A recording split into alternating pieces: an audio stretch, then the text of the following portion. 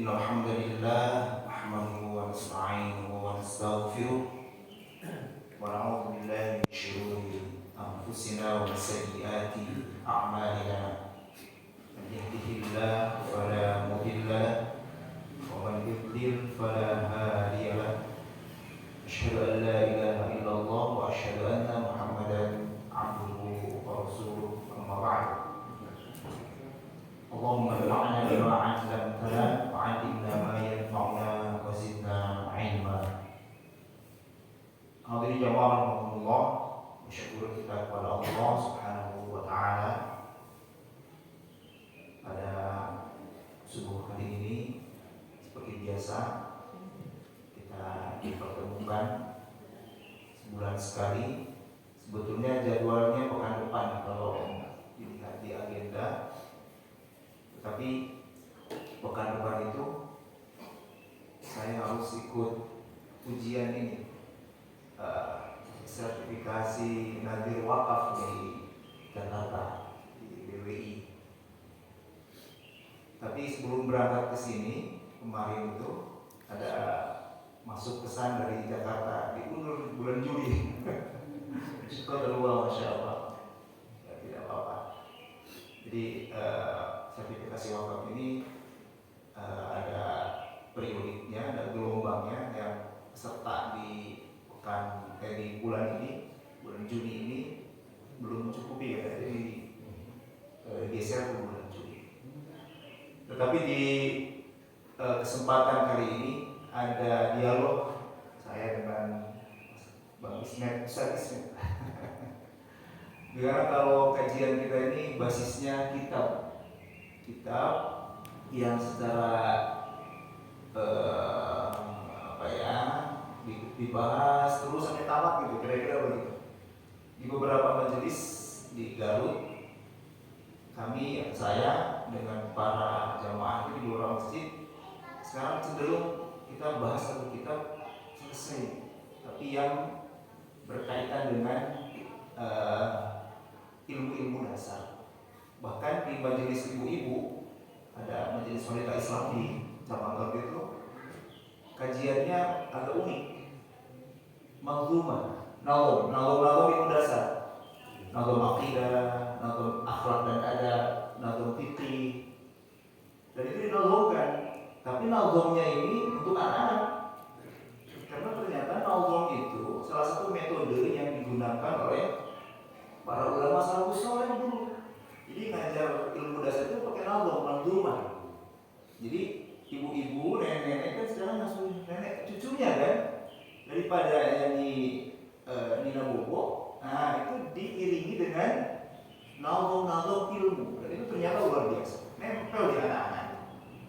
Saya bertanya kepada para ibu-ibu ini, ibu, doa yang dulu pernah ibu yang sekarang ibu hafal,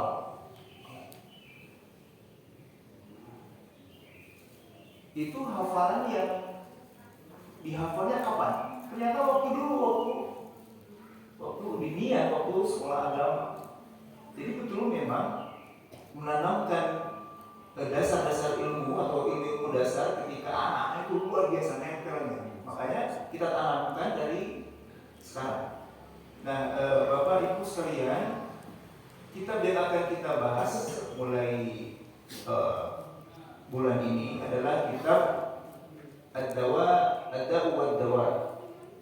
Jadi kitab Ad-Da'u wad-Dawa ini kitab yang ditulis oleh Ibnu Qayyim al-Jauziyah. Judul aslinya Al-Jawabul Kafi liman sa'ala 'anid dawa'i syafi. Jawaban yang mencukupi untuk orang yang bertanya tentang obat yang menyembuhkan. Jadi kitab ini ditulis karena ada orang yang bertanya. Satu pertanyaan dijawab jadi satu buku. Bukunya tebal. Luar biasa wawasan Ibnu Qayyim al-Jauziyah.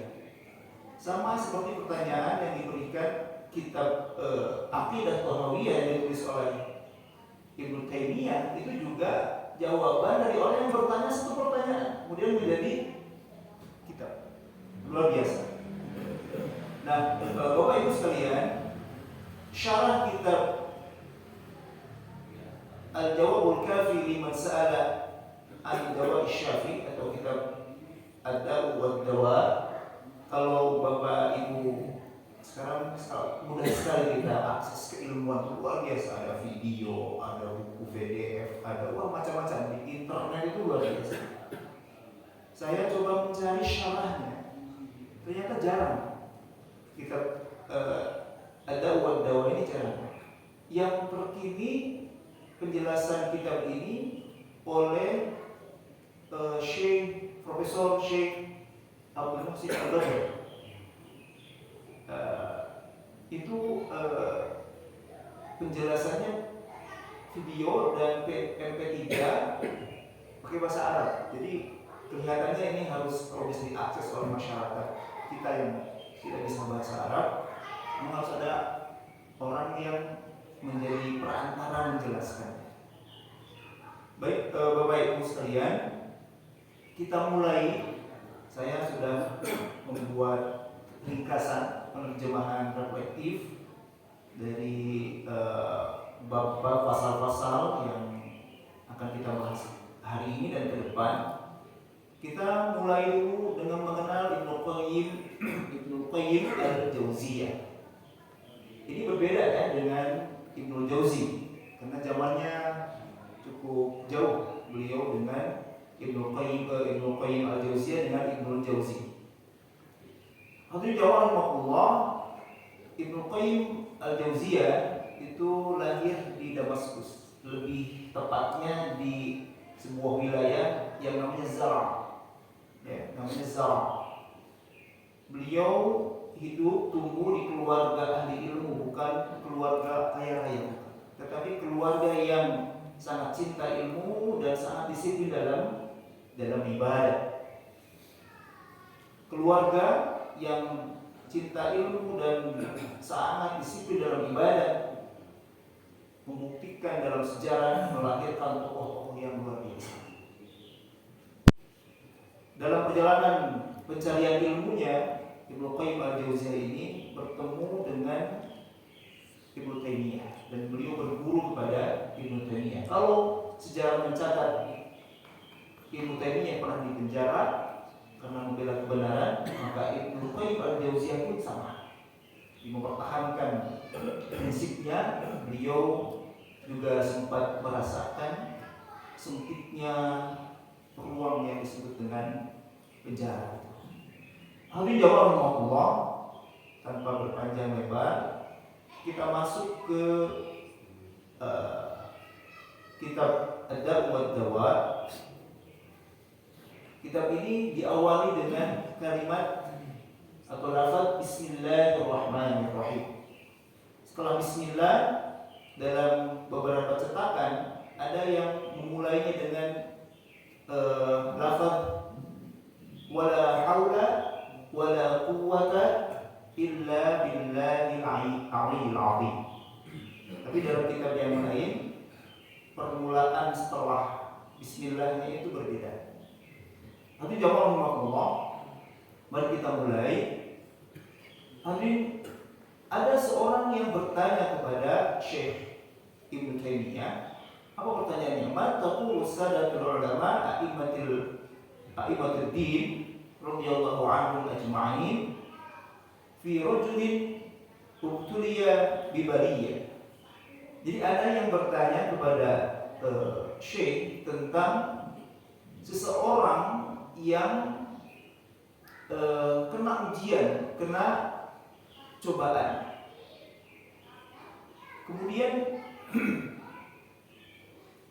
orang ini wa'alima annaha istamarat bihi afsadat alaihi, tapi dia sadar orang yang kena ujian ini, ujian dalam pengertian bukan sekadar diuji oleh ujian biasa, tapi makna dari ujian ini adalah dia kena sakit mental, bukan hanya penyakit yang ya mungkin kita fisik, bukan hanya itu, tapi betul-betul dia mengalami gangguan mental kira-kira begitu. Ya. Dan dia sadar, tapi dia sadar bahwa dirinya itu sedang dalam keadaan kena musibah, kena gangguan. Nah, hadirin jamaah rahimakumullah, izinin dulu sebentar.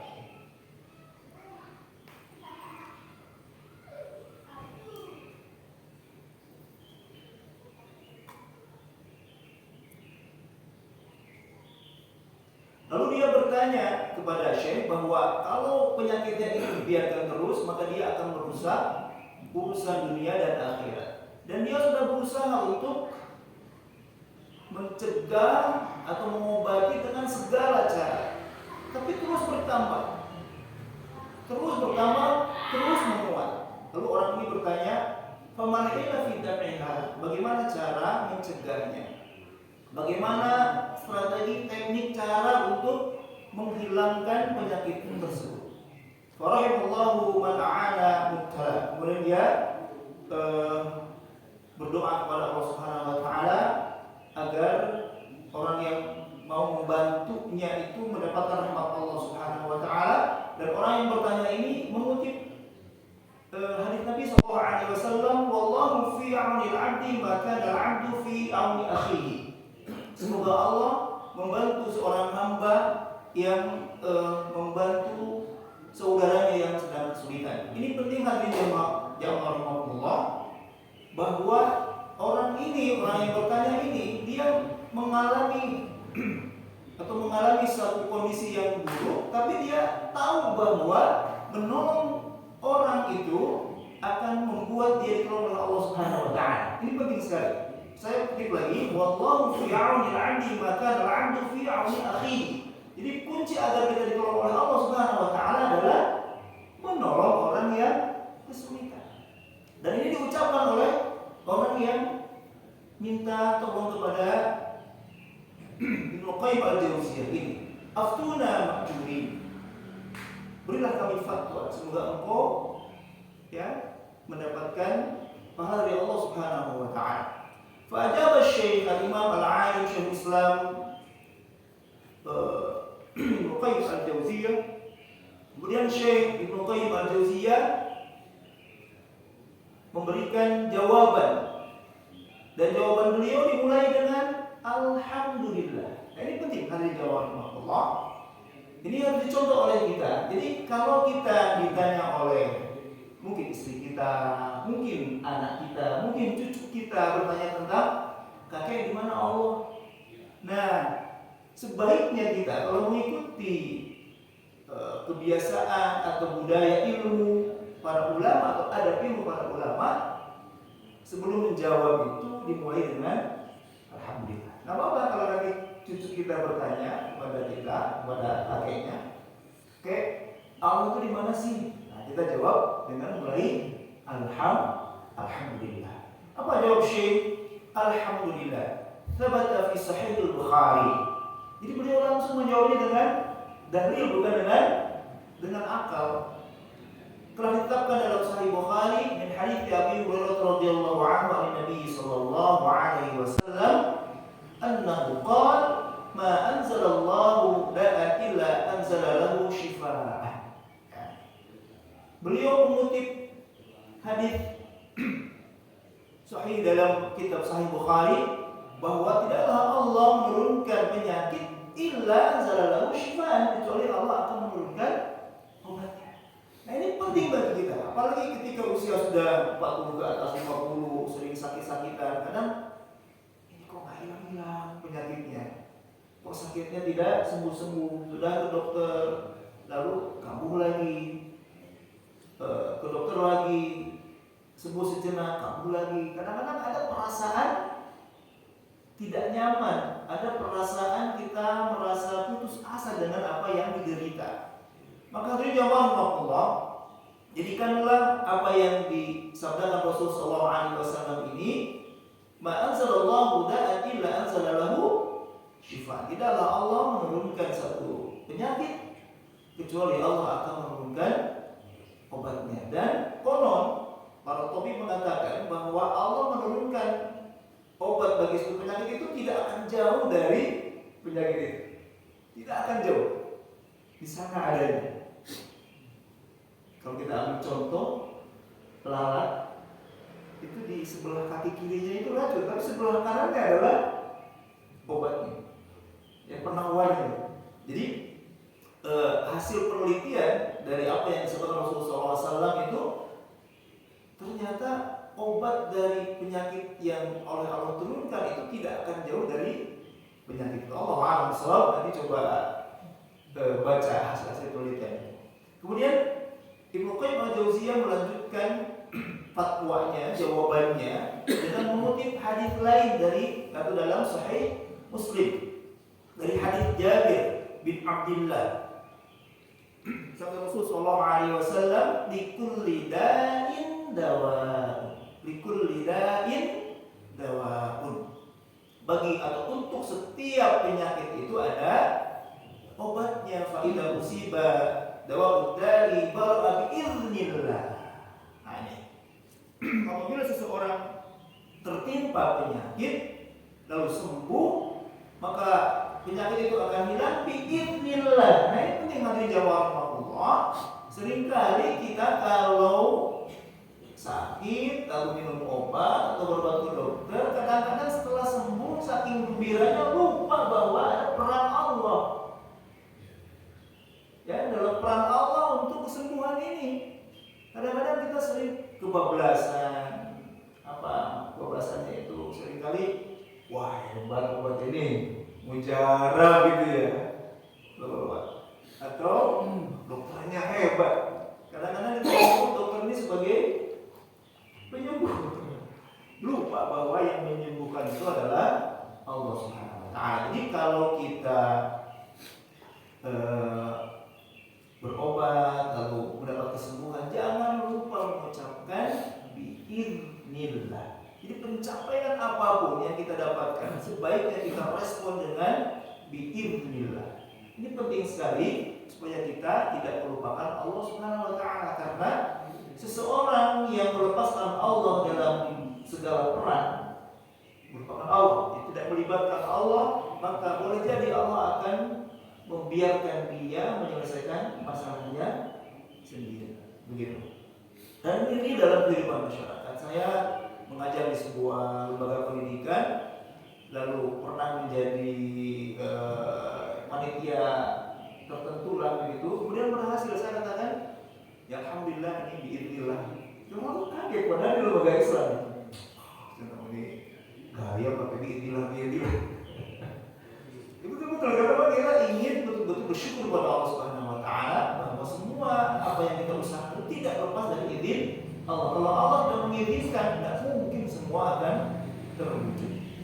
Kemudian hadirin jamaah Allah, Syekh Ibnu Qayyim al-Jauziyah juga mengutip sebuah hadis Nabi sallallahu alaihi wasallam dalam musnadnya dari hadis Usamah bin Syariq an Nabi sallallahu alaihi wasallam, Innallaha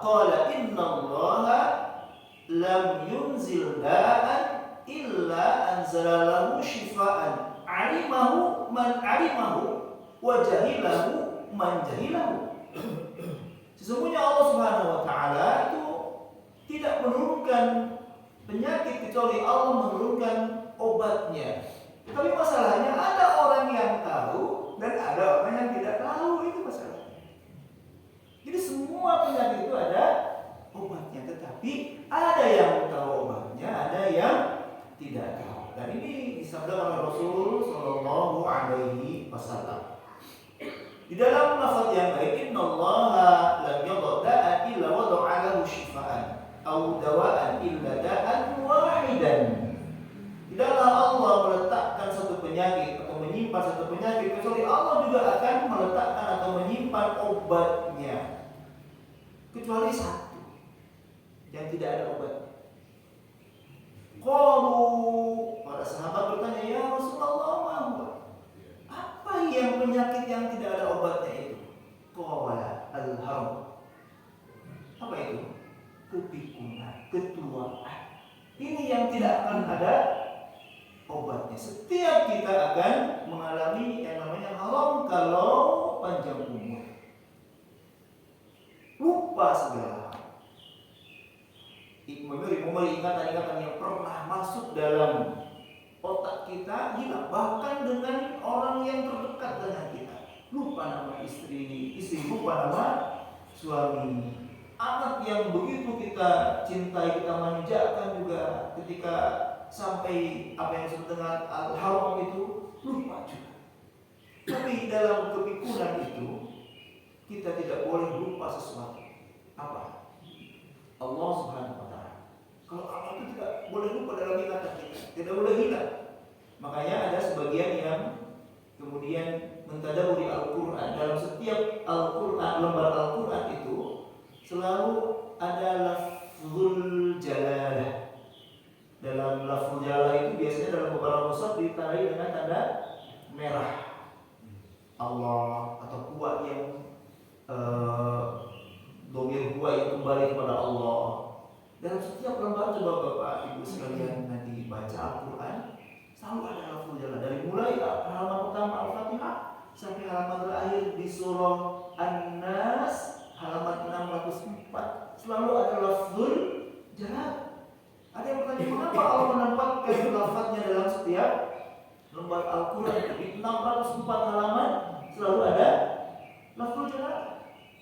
Pertama, maksudnya adalah bahwa yang mengkalamkan Al-Quran itu adalah Allah.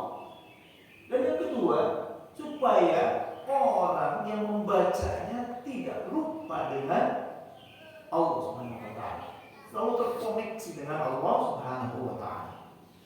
Nah, ini jawab Allah. Jadi al-haram adalah penyakit yang tidak akan ada obatnya. Qala at-Tirmidzi hadza haditsun hasanun sahih.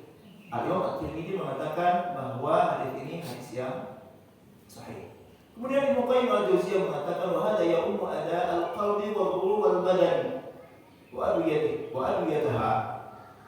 Jadi penyakit ini secara umum itu termasuk bukan hanya penyakit fisik tapi juga qalb wal ruh.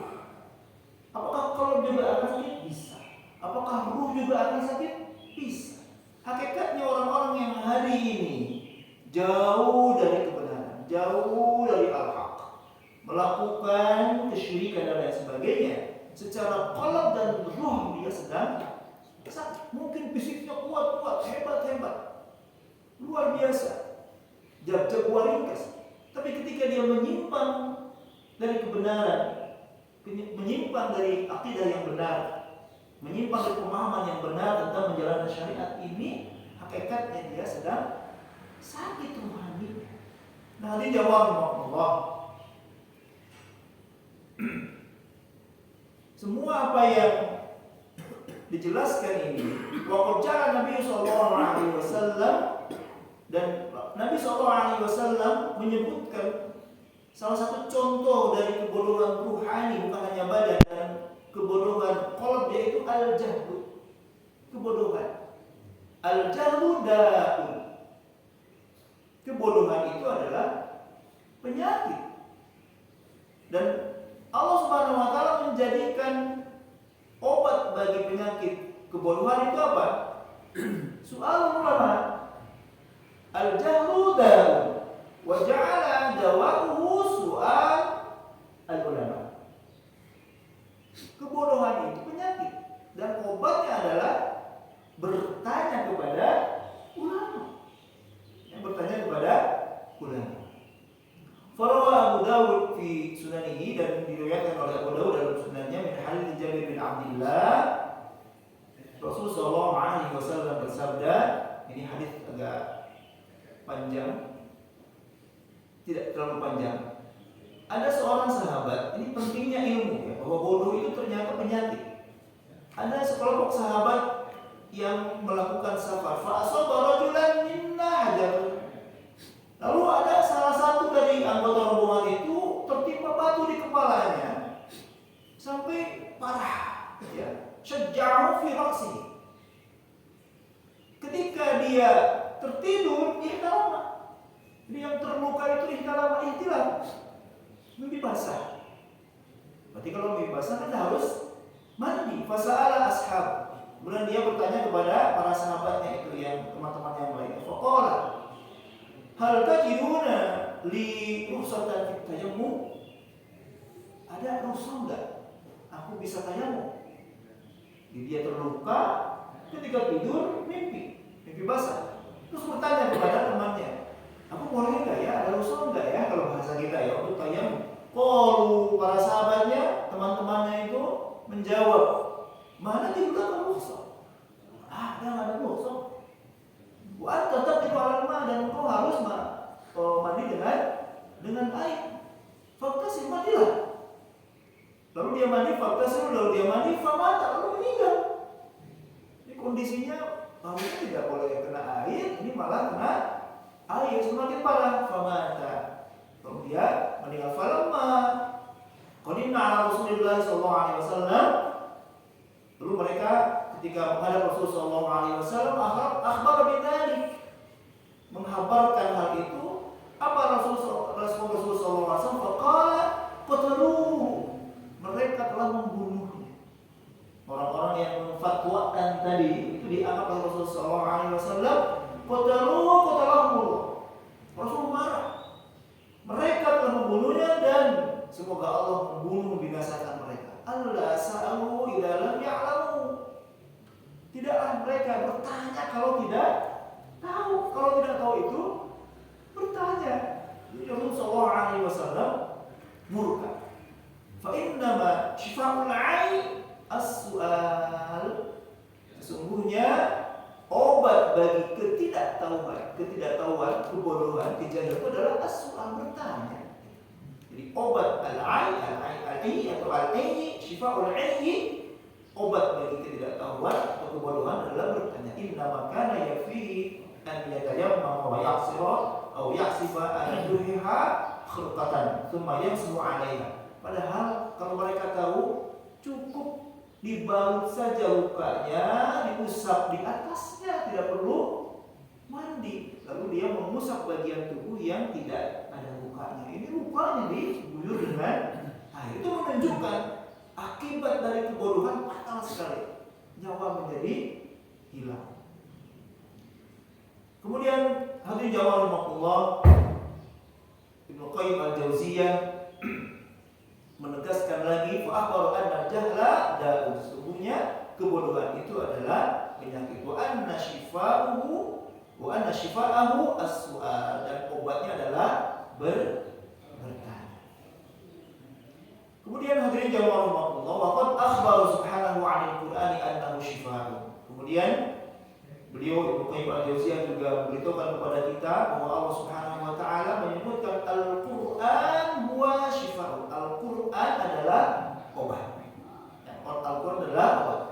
Faqala ta'ala, nanti hadirin jamaah Allah disebutkan dalam surah Fussilat ayat ke-44, walau ja'alnahu Qur'anan a'jamiyyan laqalu laula fussilat ayatuhu a'jamiyyun wa 'arabiy qul huwa lil ladzina amanu hudan wa shifaa. Ini dijelaskan bahwa Al-Qur'an itu hudan wa shifaa, petunjuk dan obat. Dalam surah lain di surah Isra ayat 82, wa munazzilu minal Qur'ani ma huwa shifaa'un wa rahmatun lil mu'minin. Kalau di surah Isra ayat 82 disebutkan Al-Qur'an itu adalah syifa, obat, dan rahmat bagi orang-orang yang beriman. Hadirin jamaah rahimakumullah, Ibnu Qayyim al-Jauziyah menjelaskan bahwa min di dalam ayat ini hahuna li bayanil jinsi la li tab'id. Ini adalah bayan jins, bukan li tab'id, bukan sebagian. Bahwa Al-Qur'an itu keseluruhan isinya adalah obat, bukan sebagiannya. Karena di antara kita ada yang meyakini beberapa ayat dipakai untuk obat, yang lain tidak diyakini sebagai obat. Seluruh isi Al-Qur'an, fa innal Qur'ana kullahu shifaa. Sungguhnya Quran itu seluruhnya adalah obat. Kama qala fi ayatil ukhra, fahuwa shifaa'un lil qulub min dawa'il jahli wasyaqar. Ini Quran ini obat untuk penyakit hati, kebodohan, keraguan, kebimbangan. Dan bahkan Al-Quran ini juga obat untuk jasad. Mungkin kita akan aneh ya, tapi Ibnu Qayyim al-Jauziyah menyebutkan bahwa semua penyakit bukan hanya penyakit mental, bukan hanya penyakit kebodohan, bukan hanya penyakit rohani, penyakit jasmani pun bisa diobati dengan Al-Quran. Mungkin sebagian di kita mungkin akan sini gitu ya. Tetapi hadirin jamaah Allah, Ibnu Qayyim al-Jauziyah mengutip satu hadis Nabi dari Nabi SAW dalam Sahihain dari hadis Abi Sa'id. Ada sebuah kisah, intalaqa nafarun min ashabi Nabi sallallahu alaihi wasallam. Sekelompok sahabat Nabi sallallahu alaihi wasallam itu bepergian bersama-sama. Dalam safarnya, lalu dia sampai ke sebuah nazaru ala hayy min ahya'il Arab. Sampai ke sebuah lembah, yang di lembah itu ada sekelompok orang, ada perkampungan Arab. Kemudian fastad'afuhu fabau an yudaifuhu. Lalu sahabat ini minta izin untuk singgah dan minta untuk dijamu karena sebagai tamu. Jadi orang Arab itu punya kebiasaan kalau bertamu singgah mengencai. Kan kita juga begitu ya, minta air, bisa minta air enggak gitu. Tetapi menolak, ditolak. Penduduk kampungnya nolak, nggak mau menyuguhi, nggak mau memberi air. Begitu ya. Saya tidak akan membaca semuanya karena ini waktunya agak mepet. Saya singkat saja. Ketika ditolak, lalu pergi sahabat ini. Ada cerita pemimpin kampung tersebut di lembah tersebut tersengat. Lughila itu disengat. Tidak disebutkan oleh apa disengatnya, sampai diusahakan disembuhkan dan sembuh. Saking parahnya. Lalu salah seorang dari penduduk kampung itu mengatakan, kita tanya aja ke yang tadi rombongan itu, barangkali di antara mereka ada yang tahu bagaimana cara mengobati kepala suku kita. Disusullah, ya disusul. Kemudian ini kepala suku kami kena sengatan, bisa nggak di antara anda ada yang bisa mengobati? Lalu seorang sahabat mengatakan, aku bisa meruqyahnya, tapi kalian nolak kami tadi untuk menjamu. Boleh aku ruqyah, aku nanti usahakan untuk mengobatinya, tapi kamu harus beri imbalan, kami minta imbalan. Akhirnya sepakat, ya akhirnya diruqyah. Apa yang dibacakan pada si kepala suku ini? Sahabat ini membacakan surah Al-Fatihah, dan sembuh, jag lagi, bisa jalan, seolah-olah tidak terjadi apa-apa. Jadi kepala suku itu akhirnya diberikan hadiah. Kemudian ketika tadi bagikan, nanti jawab Rasulullah, yang meruqyah itu mengatakan jangan boleh bagikan ini domba-domba ini. Kita nanti menghadap Rasul sallallahu alaihi wasallam. Lalu dibawalah mereka kambing-kambing itu menghadap Rasul sallallahu alaihi wasallam. Lalu diceritakan kepada Rasul sallallahu alaihi wasallam. Rasul bertanya, dari mana kau tahu bahwa Al-Fatihah itu sebagai obat? Gitu.